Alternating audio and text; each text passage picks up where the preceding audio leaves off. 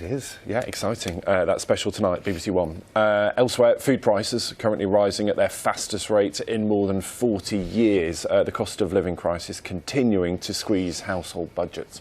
Well, one community group in Middlesbrough helping people to put food on the table say they're busier than ever, but a concern that public donations are starting to dry up. Stuart Wincup reports.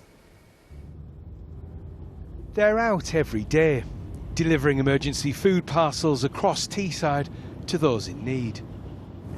Manic, absolutely manic. We were doing maybe 30, 40 a week. It's now jumped to maybe 100 plus a week. They have around 300 families on their list, people in crisis, experiencing health problems or problems with their benefits. Hi Leslie, are you all right? There we go, there's one. Like many, Leslie's found herself struggling with the rising costs. Even just going to your local shop, even getting some bread and milk, things like that, the prices are going sky high. Because I've got asthma and COPD and I've got sciatica, because I have to keep warm, so my eating has to be constantly on all the time. And sometimes it gets to the stage where I can't do that. The White Feather Project says it used to receive hundreds of bags of food a week in donations, but now it barely receives any. Every day there was always someone coming with a bag or a box, or a van had come with loads of stuff in. You know, we had to get a storage unit because we had that much stock. Well, now it's just completely dried up.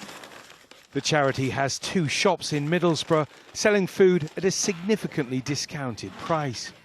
We see a lot more people in here now that are working and they're proper struggling with obviously the gas, electric, petrol, proper really struggling to make ends meet.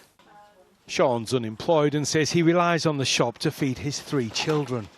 It's just a nightmare, 30 quid a week on gas and then 30 on elec at least, you know, so you look at least 250 a month on that. So I prefer to come places like either White Feather, you know what I mean, because stuff's on the cheap, it's all the same that you get at the normal shop. Doesn't bother me, doesn't bother the kids.